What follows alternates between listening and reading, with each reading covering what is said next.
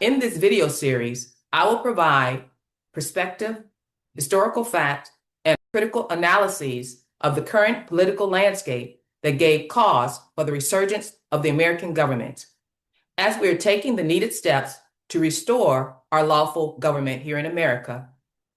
I will present to you how it is being done. The Federation of States has secured and offers to you your rightful claim to your inheritance as an American. And we ask that you join your fellow American state nationals in the work of finishing the reconstruction of our constitutionally guaranteed Republican form of government. Welcome back, America and the world, for today's episode of the Resurgence Pulse Report. I'm your host, Louise Campbell Anthony, here with the Peacekeeping Task Force for the Federation of States, that is, United States of America Unincorporated. Let me introduce to you the perspective for today's episode. Watch this short video clip from the 1986 movie called The Golden Child. Mr. Gerald. What's it doing on my...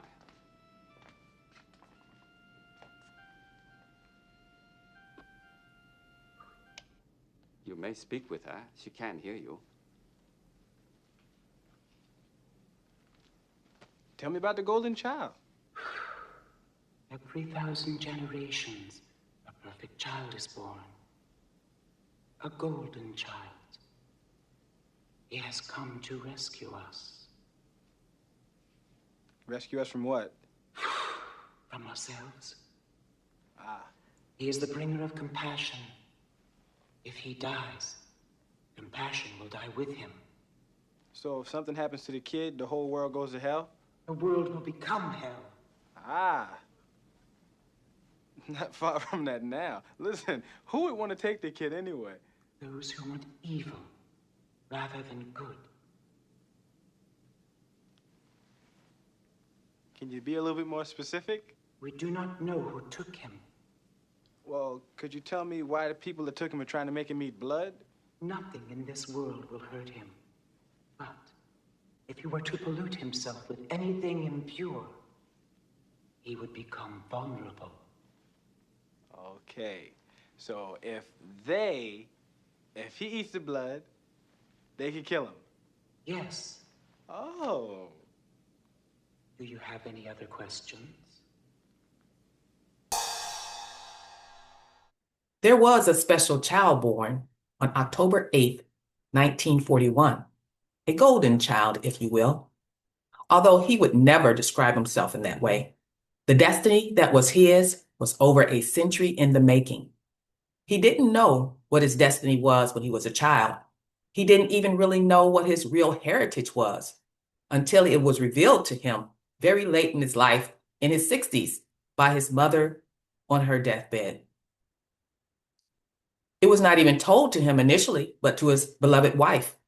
He learned that he had inherited the mantle as the hereditary head of state of America and would be the one to bring an end to this evil that plagued America and even the world. This evil of living people being denigrated and replaced by corporations, having their lives sucked out of them until their deaths as corporate feudal slaves. No one else would have the power to do this but him. This child fulfilled his destiny before his passing. This episode will share some of the pivotal events that unfolded to achieve this end in dedication to the memory of our beloved late hereditary head of state, James Clinton Belcher. Our government is supposed to operate according to a chain of delegation of power. All the powers flow from the Republican states to their business organizations, the United States, then the United States of America, then to the States of America, and on to the Federal Republic. And last in that chain are our foreign federal government service providers, the British territorial provider and our municipal Holy Roman Empire provider. Notice that the Republican states are the only true sovereign entities. The Union doing business as the United States, the Federation doing business as the United States of America, and the Confederation doing business as the states of America, all perform work for and are empowered by the Republican states. The states agreed to have the states of states and their confederation manage the day-to-day business affairs of the Federal Republic, which was made responsible for exercising the 19 enumerated delegated powers on behalf of the states. Everything worked fine from 1787 until 1860. It was then that the Southern states of states, the members of the original Confederation, walked out and left the Confederation without the quorum necessary to conduct that business. As a result, the Confederation could no longer operate, and neither could the Federal Republic, which was overseen and funded by the Confederation. The Constitution for the United States of America of 1787 went dormant, along with the Confederation and the Federal Republic, both awaiting a reconstruction that never happened.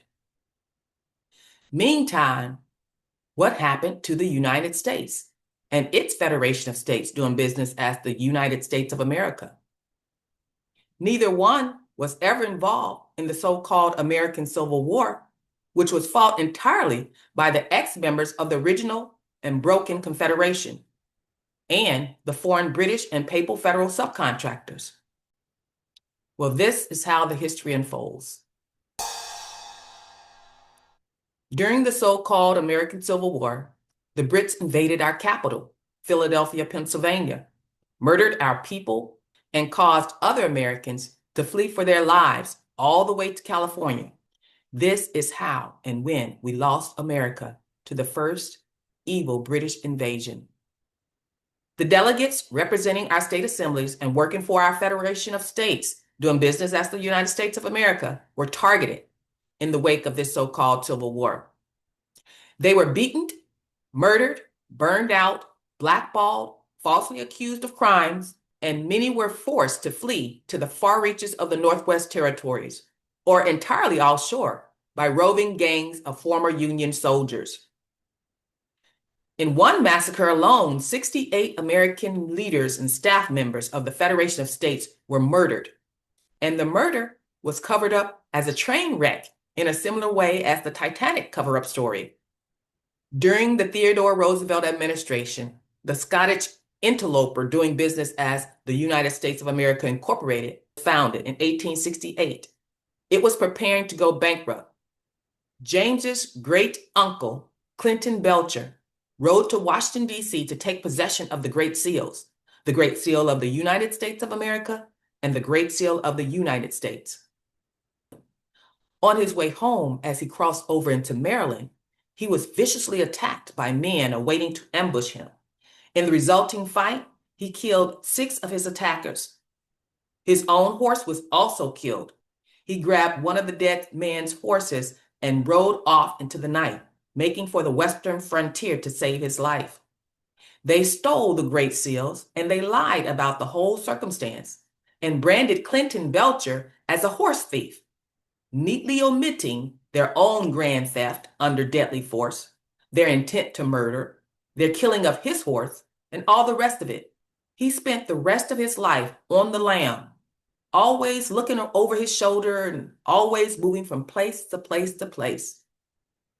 Theodore Roosevelt considered him a danger to our government, self-evidently meaning the foreign territorial usurpers on our shores. Clinton died without issue, so the torch passed to his younger brother, James, and from James to his son, Orville, and from Orville to his son, James Clinton Belcher. At the time James was born in 1941, federal agents were still hunting and harassing members of the family. Orville Belcher moved his young son 12 times in the first 10 years of his life, constantly moving just as great-uncle Clintwood had to move and keep moving to avoid being arrested on false charges or be murdered outright. This is a shameful and painful story to tell, in which good men were replaced by bad men, honorable men replaced by crooks, and innocent people who were the victims of crime were portrayed as criminals, while the actual criminals sat at ease on the White House lawn. The Belchers have lived poor and they have lived rough, But through it all, they remembered who they are. They remembered their hereditary offices. They remembered their lineage. They never ceased the search to recover the Great Seals. Fully a third of the American government was destroyed in the aftermath of this so-called Civil War and has awaited reconstruction for 150 plus years because nobody put the pieces of information together and told the American people, one, what happened, and two, what needs to be done. Instead, even the information about the Federal Republic was dropped from the school books. Part of the problem has been identifying who we the people are. The states of the Union were not in session at the end of the so-called Civil War. After 5 years of utter havoc, many of those circuit riders responsible for summoning the states into session were dead, disabled, or dislocated.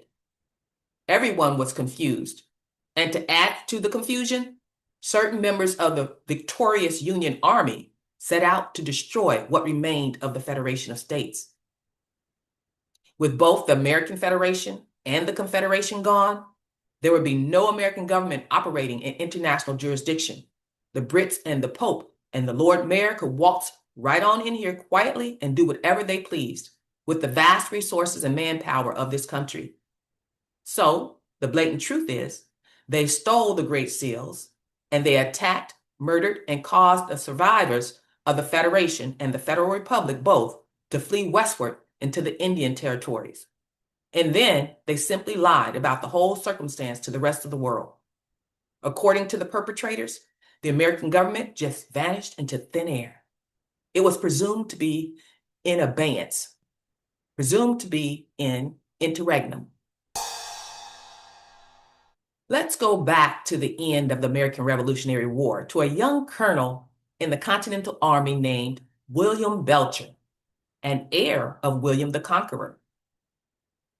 In order to operate in international and global business realms, the Federation had to operate under a recognized sovereign, which is a problem because we were getting rid of sovereigns and because each individual state could not be recognized as a sovereign in international jurisdiction and still have the advantage of mutually shared powers. To get past this obstacle, the founders used the sovereign status of William Belcher, a patriot from Connecticut, who later served as a colonel in the Continental Army. The Belchers acted as heads of states because someone who was already a sovereign in 1783 had to act in that capacity in order to conduct international trade and commerce. That's just the way things were set up back then. The former colonists didn't want to choose one of the European monarchs, so they chose William Belcher, an American in fact, and used his coat of arms as their emblem and seal. Both the Great Seal of the United States of America and the dependent Great Seal of the United States are part of the Belcher clan array. In the world of international government and politics, there's absolutely no doubt whose recognized sovereignty was used to represent the sovereignty of this country. In the realm of monarchs and other grand poobahs, only those with standing are allowed to play on their chessboard. In the 1700s, America needed to be represented by someone with the credentials the rest of the world would accept. And so William Belcher became that person, and his coat of arms was extended to cover the American fleets. The source of his recognized sovereignty was the Norman Conquest. What this means for all of us is that after the Revolutionary War was won, William Belcher extended individual sovereignty to every man who served in the Continental Army and to every mother's son and daughter born on the soil of this country forever afterward. He didn't stay with being king. He made us all kings and queens in our own right, just as his own ancestor, William the Conqueror, extended sovereignty to him. So when Americans say that we are sovereigns, that's literal. And that is something that has stuck in the craw of the European nobility for over 200 years, even if most people are ignorant to know the basis of their claim to be a sovereign people. The Great Seals and flags attached to his clan's coat of arms have been donated via trust to this country and are held in trust by the donors and the beneficiaries. as the chief donor, James Clinton Belcher becomes head of state in international jurisdiction and postmaster of the land of this country. He's the one who has standing to enforce the Declaration of Independence against Britain and all treaties with the British monarch, Holy See, and Lord Mayor of London as an equal principle. On October 21st of 2017, to end 150 years of illegal commercial mercenary occupation of the British territorial U.S. military perpetrated since the so-called Civil War, our head of state declared peace on air, on land, and on sea by the issuance of a declaration of flag. With this declaration of flag, our head of state officially raised our peacetime flag. This silenced all claims of interregnum and abandonment, announcing to the world that the civil government of the United States of America has been restored. Our Title IV military flags that are now waving on top of non-military installations need to be lowered and our peace flag raised on every government building, every courthouse, on every patriot's home, on every flagpole, on every public building, wherever our military flag now flies. It needs to be lowered and our peacetime flag raised.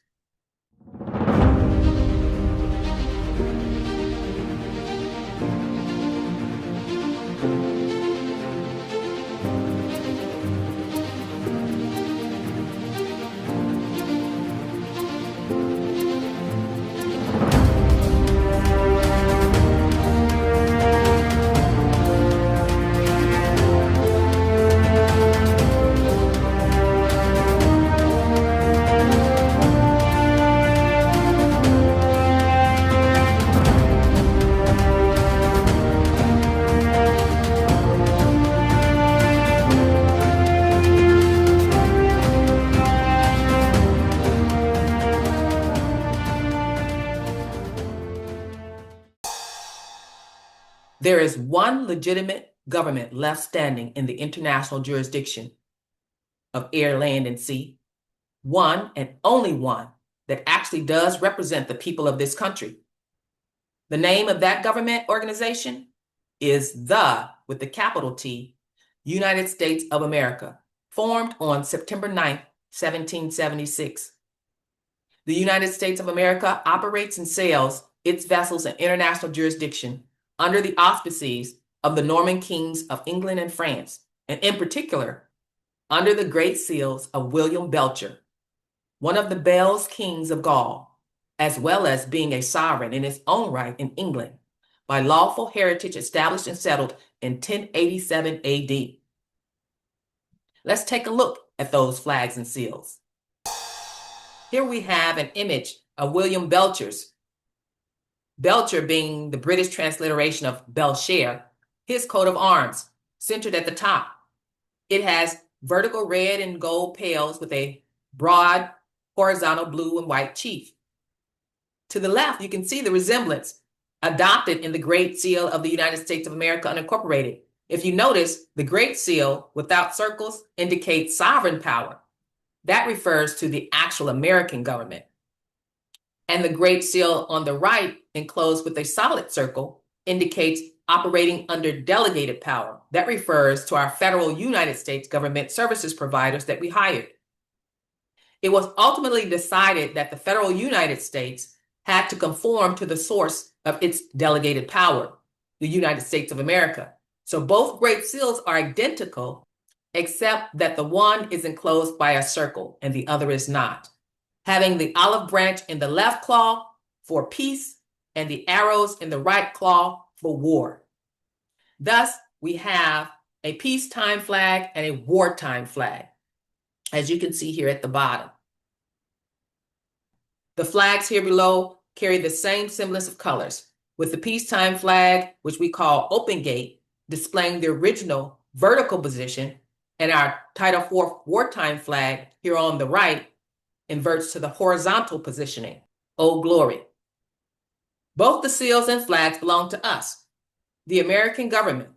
We have granted the United States government permission to use them when and only when They are exercising our delegated powers as enumerated in their constitutional contracts.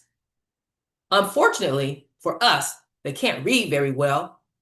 They've got their thinking upside down and backwards and have breached their contract in our trust. So there can be no question. James Clinton Belcher is a descendant of the original sovereign, William Belcher, who fought in the Revolutionary War and conferred upon America the sovereign capacity to operate in the international jurisdiction alongside the other sovereign nations like Spain, England, Rome, etc. He is indeed the hereditary head of state and keeper of the Great Seals.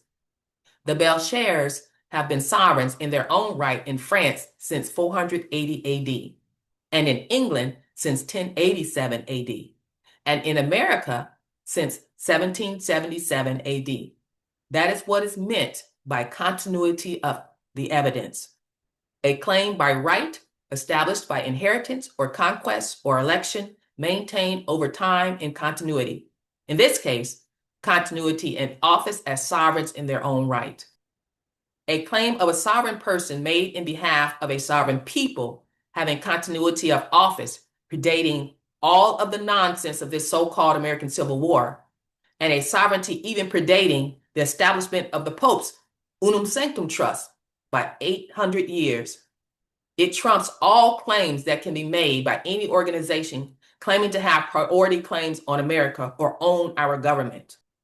To put it bluntly, when push came to shove and every other system meant to protect us all was either failing to respond or was actively seeking to enslave and harm us, the hereditary head of state took action to bust out the fraud and reclaim all the assets of the sovereign nation states for the nation states, and also established equal protection claims for each and every one of us. The Belchers of this generation stand behind teaching the people to self-govern and to honor the true King of Heaven, our Creator, who lives in the hearts of all mankind forever. Any other presumption must be disallowed. America, did you know that in order for a country to be established, you must have a postal service? And you have to have a seat of government and a capital where the mail for that government can come. Our national capital address is General Delivery, Philadelphia, Pennsylvania. That is what it's always been. Our seat of government and General Post Office for the United States of America, unincorporated, comes by treaty with the Belchers in Spain in 1702 and has been established in Philadelphia, Pennsylvania since 1732. To this day, the United States of America, unincorporated, is not a member of the Universal Postal Union and maintains its own separate service and private postal designations. James Clinton Belcher is the American Postmaster on the land and the American Postmaster on the sea by international treaty and inheritance, predating the War of Independence. This is the foundational postal treaty that connects our country to postal service on an international and private basis.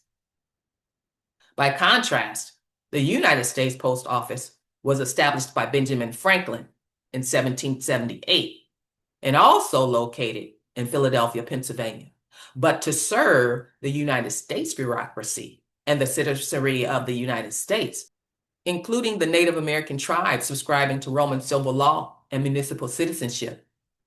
The USPS is a member of the Universal Postal Union and operates in global commerce. And both of these postal treaties are vital to the proper functioning of our country as a member of the community of nations.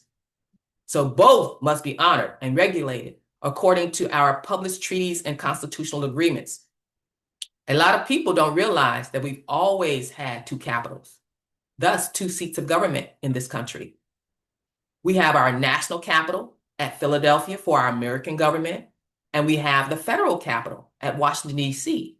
for our federal government, which is where the government service providers exercising delegated powers were supposed to be operating from since the beginning.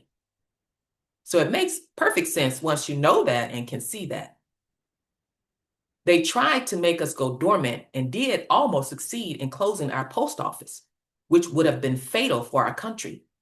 But we were able to keep a hand on that with the help of 900 Americans. With the base of only 900 people, we kept our national post office open.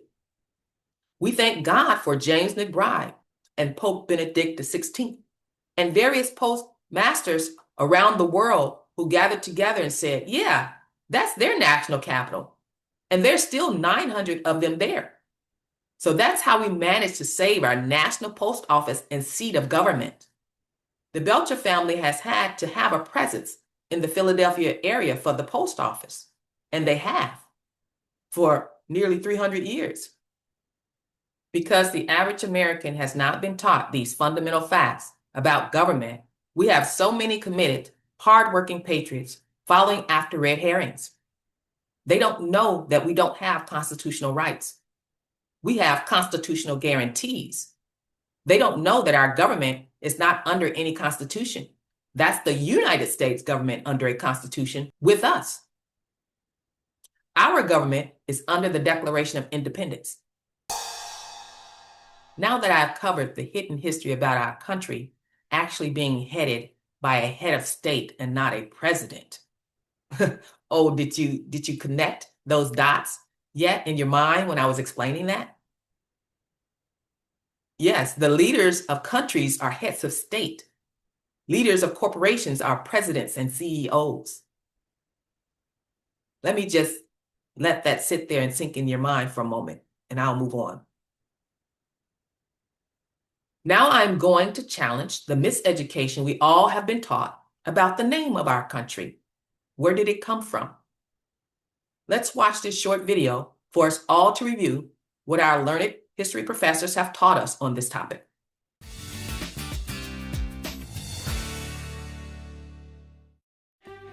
While Christopher Columbus discovered America, he didn't lend it his name. That honor falls to the Italian navigator Amerigo Vespucci. Amerigo Vespucci was one of the first to realize that North and South America were nowhere near Asia, were separate continents. Columbus, on the other hand, never ceased to believe that his discoveries were part of Asia. Born in Florence, Italy in 1451, Amerigo Vespucci held a series of jobs: merchant, steward, banker, and ultimately operated a ship outfitting business in Sevilla, Spain, before becoming an explorer in his 40s.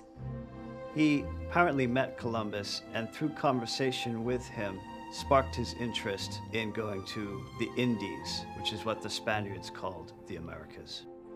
In 1497, Vespucci sailed with a fleet of Spanish ships in search of a western passage to the Indies and landed in Central America. He is believed to have sailed as far north as the Gulf of St. Lawrence before returning to Spain.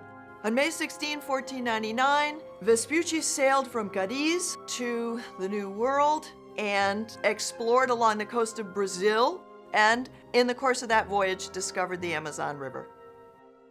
Vespucci's third voyage embarked in 1501, this time in the service of Portuguese King Manuel I.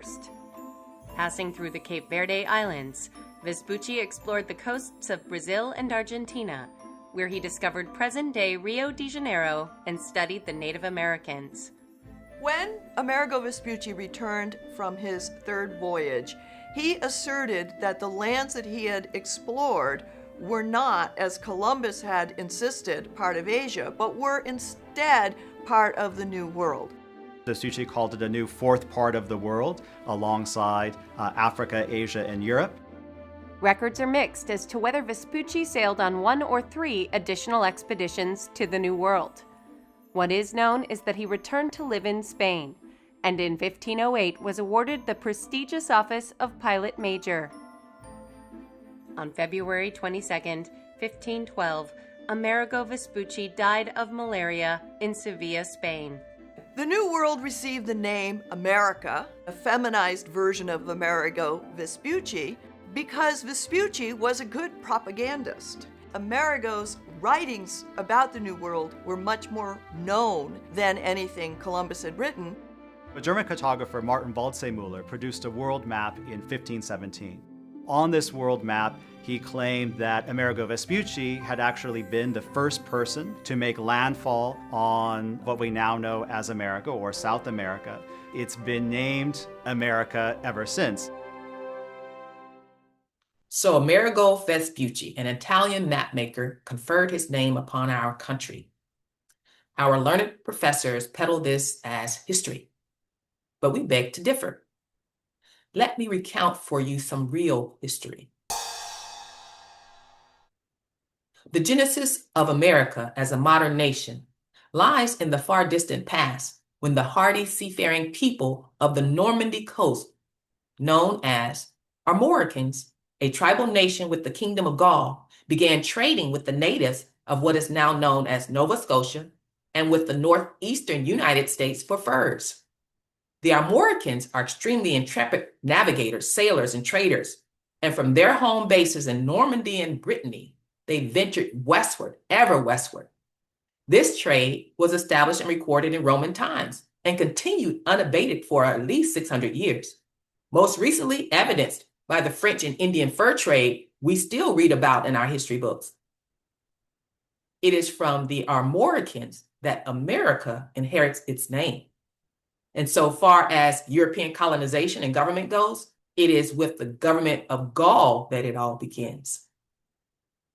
Gaul is the ancient Roman name for France, and it was under the Kingdom of Gaul that the original Armorican trade in furs began. The Belchers are the equally ancient and dominant tribal nation of Gaul, and the chieftain kings of Normandy, including the land and blood of the Armoricans. Let me show you an ancient map of Armorica from 55 BC. This is an ancient Roman map of Armorica, a region of Gaul back in 55 BC. So in fact, the first real European claims concerning this country result from the Armorican fur trade. It was the Armoricans from coastal Normandy who are the ones who, quote unquote, discovered and populated North America, hence the name America. It is just an English transliteration of the French tribal name Armorica. This claim dates back millennia before Christopher Columbus and Amerigo Vespucci. As the tribal chieftains of Gaul, the Belchers and their nations own all of France, and their peoples also populate and own the kingdoms of Aragon and Castile in Spain and the Kingdom of Powys in central England. Fast forward to modern times. From Powys, these European tribal chieftains migrated to America in 1608. They have remained in this country and populated it ever since. Those who came to this country were independent sovereigns in their own right as a result of the settlement of the Norman conquest in 1087 AD, and kinsmen of William of Normandy, of the same family and lineage. James Clinton Belcher is the chieftain of the Belchers in America.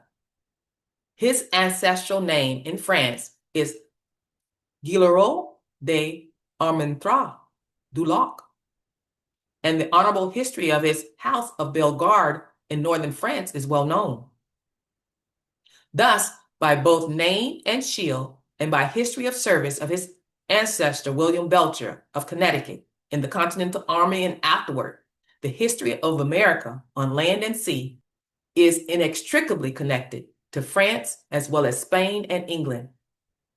And by dust and by blood, they make one compact via the hand of the clan chieftain of the Belchers, who has summoned the actual states of the Union into session.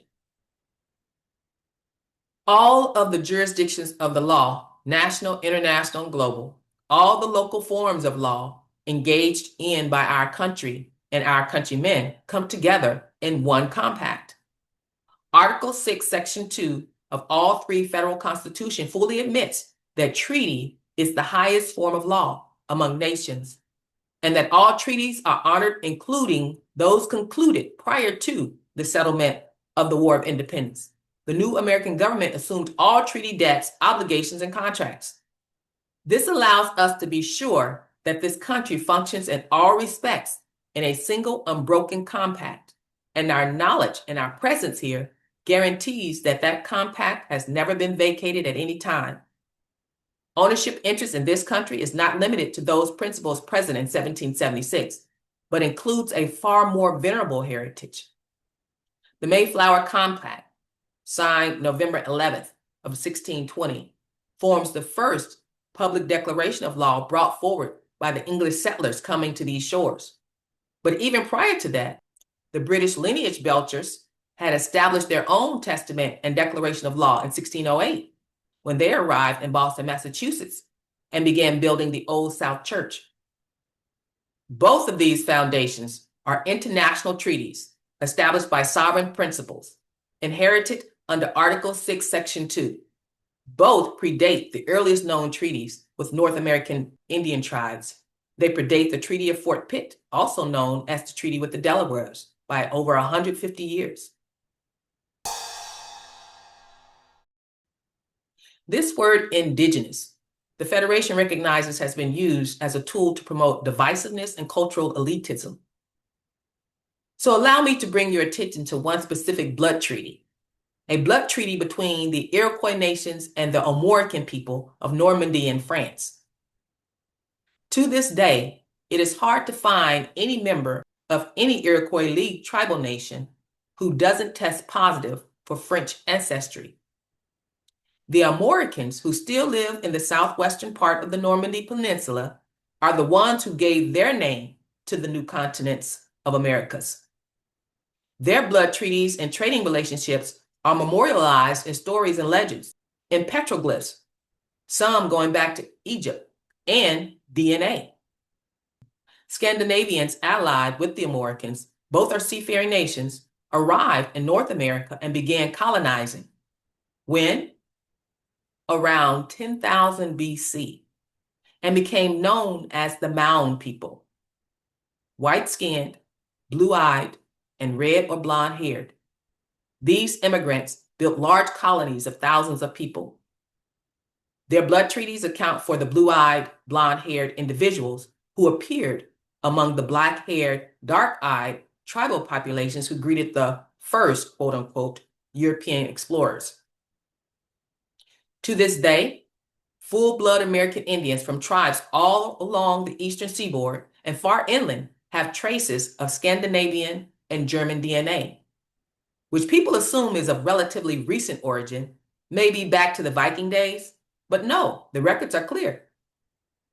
DNA occurs in sequence. It is entirely possible to count approximately how many generations have passed since new DNA was added. When we do that kind of analysis, we find that white people have been in this country as long as red, black, or yellow men, and longer than some.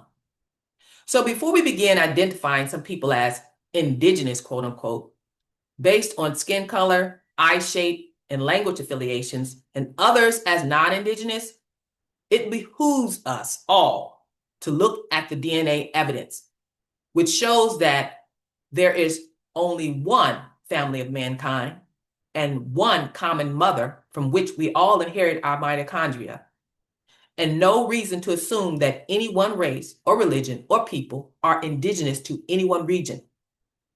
In fact, the DNA evidence proves that ultimately we all came from Africa.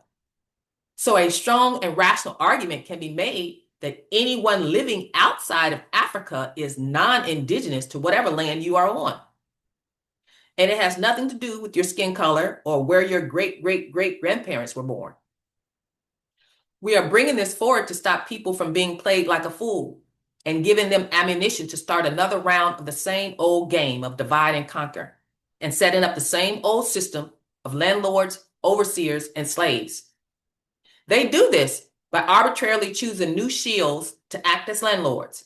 Then they establish a new elite to work as overseers for the landlords and leaving everyone else as slaves. Is this what we want to perpetuate? Or are we ready to progress to a better world and be a better people? Imagine being 60 years old and standing by your dying mother's bedside, and she says to you, "Son, you are the one." You respond to her, "The one for what, Mom?" And she says, "Son, You will have to be the one to bring America out of chattel slavery and ignorance back onto the land of the free and the home of the brave.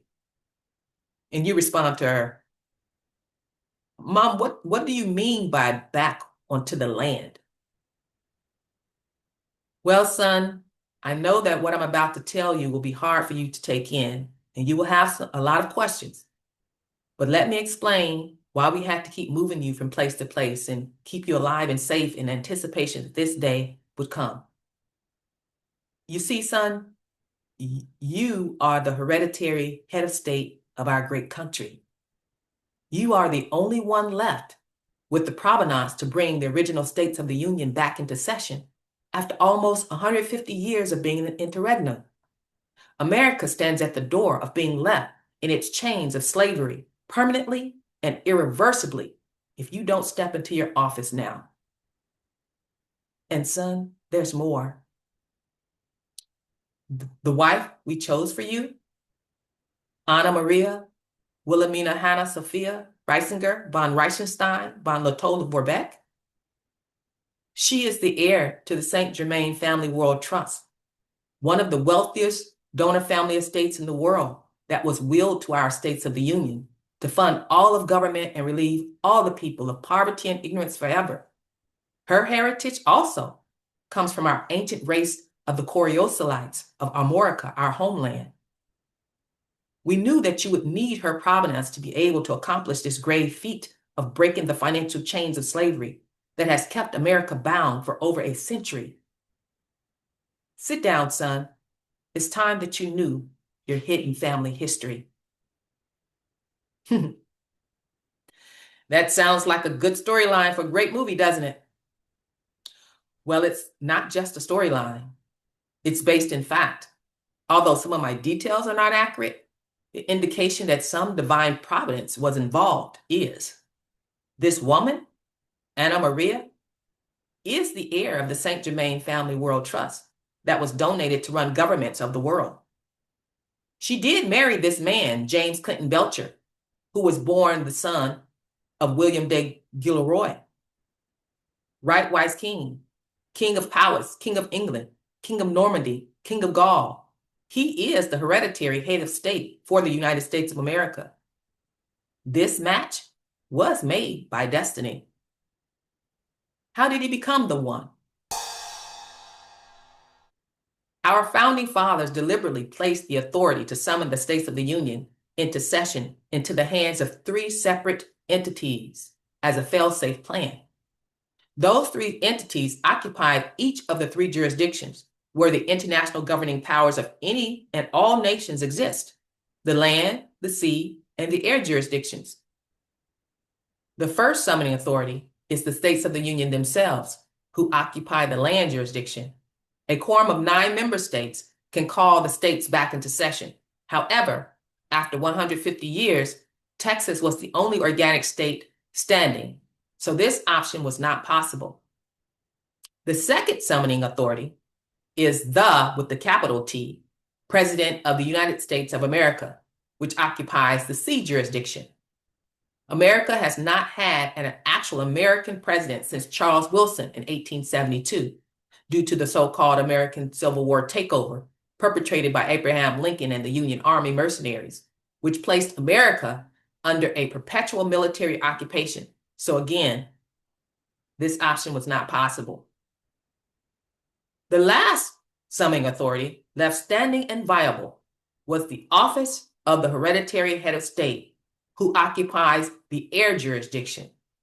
Our head of state, James Clinton Belcher, was the one who restored our American civil government in 1998, bringing it back from the brink of imminent collapse and foreign takeover. No one else, not Trump, not Russell J. Gould, not any organized group of so-called state assemblies or state republics, have that provenance, standing, or authority to do this. A very critical fact that America needs to know. Our beloved Jim did not live to see the homecoming day of our American government. November 17th, 2025. Our fiduciary announced that for the first time in 160 years, America is back in the hands of Americans who are operating as Americans. The International Court of Justice has ruled in our favor. Our country is now seated. Our country is now recognized. The Americans are back home to the land of the free and the home of the brave. All of the terrible things we've had to address and struggle with for so long are going away. The great work that Jim and the Federation of States have been able to accomplish on behalf of America and on behalf of the world has finally come to fruition. It could not have been done without a massive amount of help and support. His advocacy echoed the promises made after the American civil conflict concluded on May 26, 1865. Promises of restoration, recognition, and the safe reclamation of community and assembly. These were more than words on a page. They became a call to action that Jim heard and he answered.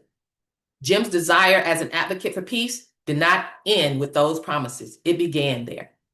From there, the Peacekeeping Task Force emerged, devoted to offering safe passage and real recognition to all seeking a return to lawful self-governance.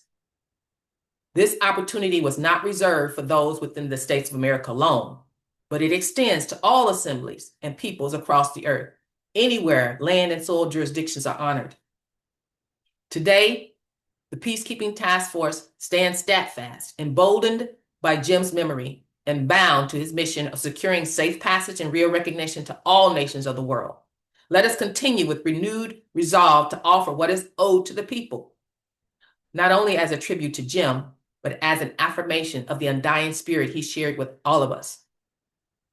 Because America was literally staged as the storefront of our rogue government services providers' operations, meaning the Brits and the Holy Roman Empire, we accept the responsibility to lead the way, to be a model for the world's nations, to demonstrate how the living people restore their land and soil jurisdictions of sovereign governance in order to end the illegal mercenary and military occupation of our land and yours around the world. It requires us to provide a competent civilian alternative. Our role as the Peacekeeping Task Force is to facilitate this transition to our own national civilian government occupation. We want to emphasize the real issue of the matter at hand here, the real conversation that the American people and the peoples of the world need to be having right now. We are not talking about reforming commercial government services corporations' infrastructure. So what DOGE is doing is well and good, but that's not the real issue here. We are talking about reestablishing your sovereignty on your own soil as a country and nations of people. Presidents and corporations are red herrings. Our sovereignty as living people is at the heart of the matter. What we don't want is another Juneteenth situation, in the sense that 2.5 years go by before the last slaves were found and freed. They didn't even know that there was an Emancipation Proclamation. Our Federation of States and the Lakota Sioux Nation have issued a joint proclamation of restoration to officially initiate America's transition of government. We implore you to distribute it throughout all your communities. We wish for a peaceful and open transition to put an end to the fraud, the criminal misrepresentation, the lawfare, manipulation, impersonation, and pillaging that our country and our people have suffered. Join us in carrying on Jim's legacy and transitioning our current government framework back into an actual government for, of, and by the people, as it should have been for these past 160 years, but wasn't. We need for you all to distribute far and wide this international public notice so that all can know and begin to mobilize their communities to start reconstructing the actual Republican government bodies that we are owed and restore freedom and self-governance in every town in America. Hear our international public notice to the world. This international public notice is to inform you that the foreign federal subcontractors, the United States government services corporations, have unlawfully and criminally converted your political status from that of an American to that of a foreign citizen. They have substituted their corporations for your lawful American government for 160 years. In so doing, they stole your identity, your credit, your gold, and your land assets. We, the Federation of States, DBA, the United States of America Unincorporated, your lawful American government, established in 1776 and restored in 1998, have sued them for breach of trust, breach of contract, and fraud to recover these assets on behalf of the American people. We won. To claim the birthright and financial assets you are owed, contact your local American State Assembly to correct your political status.